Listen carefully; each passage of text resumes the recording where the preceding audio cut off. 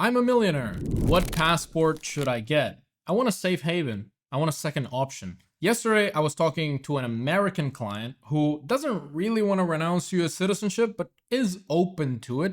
And he's looking to have a second passport to prevent all the issues that come with being an American abroad, such as opening exchange accounts, opening bank accounts in other countries. Although if you're born in the United States, they will always ask you for a ton of paperwork, and please report all your bank accounts, your companies, everything abroad. You need to report it to the United States if you're still a US citizen, but it opens up a lot of doors. A lot of banks that wouldn't take you as a US citizen will take you as a St. Kitts or Vanuatu or Turkish citizen or anything like that.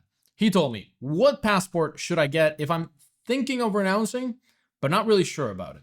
What I would say is there's a ton of options. You have the Caribbean, which they're basically all the same. I chose St. Kitts because it's the longest running program, but it is one of the most expensive ones. So you have it at 250,000 US dollars. You also have Dominica, which I tend to not recommend, although it's the fastest program.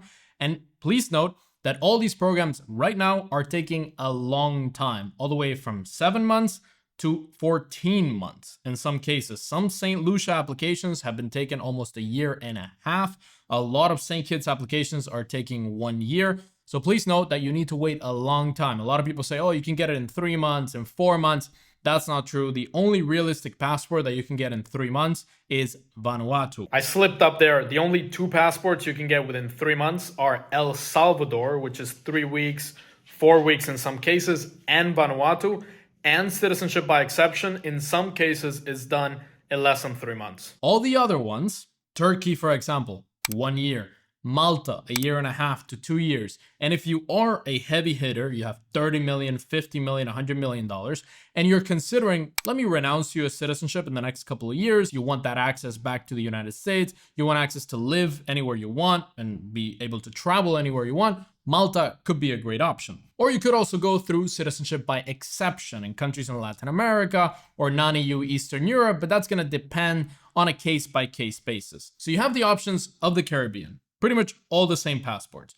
If I could, right now, I would probably go for Antigua, to be honest, or Grenada, actually. I would actually go for Grenada just because it's outside of the hurricane belt. So if I had to live in the country where I'm a citizen, I don't want to be affected by the hurricanes, which have been affecting the United States recently and have affected the Caribbean for many decades and hundreds of years. 235,000 US dollars for a single applicant. You have access to Europe, you have access to Russia, to China, and pretty much any country that you would want, as well as if you need to live there, you're outside of the hurricane belt, and it's also a pretty nice place to live, although you probably won't live in the Caribbean if you're getting a Caribbean passport, and you can also live in any of the other islands. So if you get a Grenadian passport, you can then go live in St. Kitts or Antigua. I would probably go for Grenada, just like I did. I got my St. Kitts passport as the first passport to get. Once you have that as a second option, you can then add onto that a golden visa in Europe, for example, like a Portuguese golden visa. If you are considering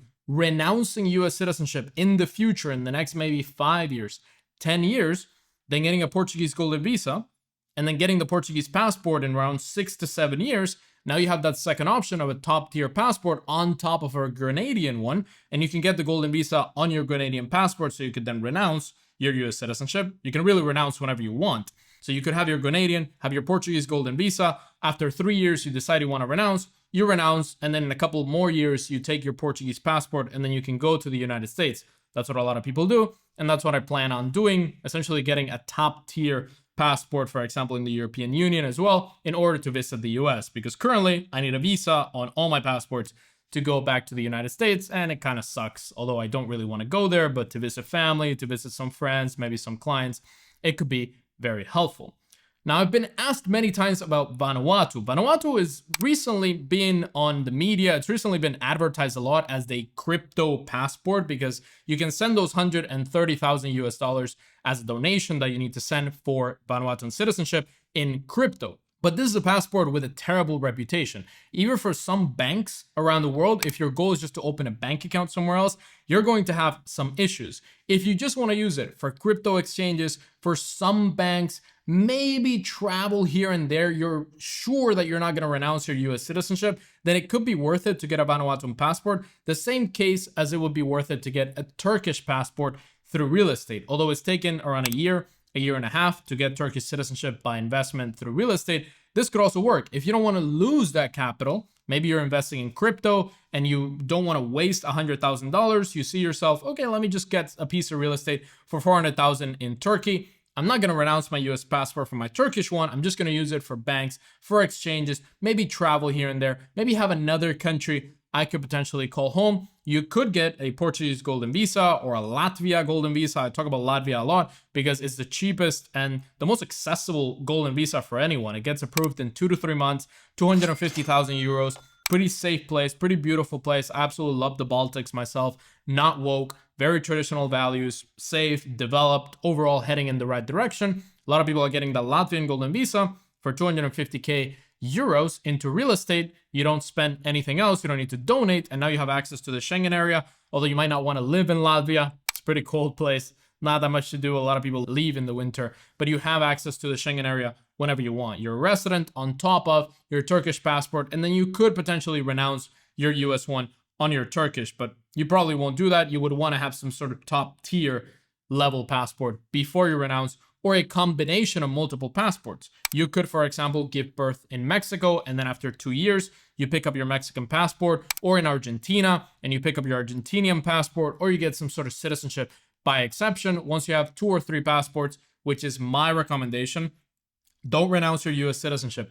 Don't give up whatever you have right now until you have a couple of more options around the world. One passport, one second passport, let's say, is great, but having one second passport on top of a golden visa, on top of a permanent residency somewhere else, on top of, for example, an elite visa in Thailand, gives you all the opportunities that you would want around the world. I personally had clients that have gone through the Malta Citizenship by Investment program, for example, and these are clients that are worth over $50 million to $100 million. So we have one Asian client who's worth hundreds of millions of dollars, has a gigantic business in Asia, extremely clean, went through the process, and it took 2 years to get the Maltese passport. But for him, it was a personal decision. I want to have top tier level citizenship. I want to be able to live in the European Union whenever I want. He likes Malta as well. He likes the luxury of Malta. He has a yacht in Malta, and overall it fit his specific lifestyle. So some people selling you on Malta, oh, spend $1 million and get the Maltese passport.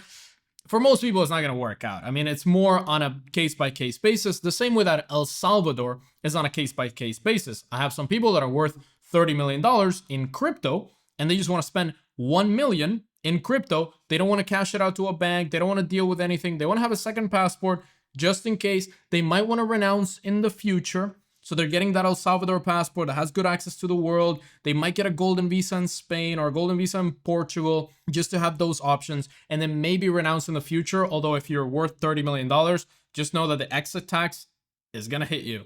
And there is an exit tax. You need to go through the proper procedure. You need to get a US tax expert and so on. So before you do anything, all this is not tax advice. All this is not advice at all. This is just my opinion and my experience. You can go and get an expert to help you with that. But the same way that El Salvador is a personal choice for somebody that has a lot of money in crypto, they don't want to cash it out. They want to contribute also to El Salvador, to the safety, to the development of the country, the same way that they would contribute to Malta, and the same way that they could contribute potentially to Montenegro, which is potentially relaunching their citizenship by investment program. And it's a candidate to join the EU in the coming years. So you might get the Montenegrin passport just as a future bet in the European Union, just to have a top tier passport that you can then replace your other passport with. If you want to get a second passport, a second citizenship, you want to know all the options you have around the world, check out this video right here on the 10 countries that sell their passports in less than 12 months. And I give you all the options around the world for citizenship by investment, citizenship by donation,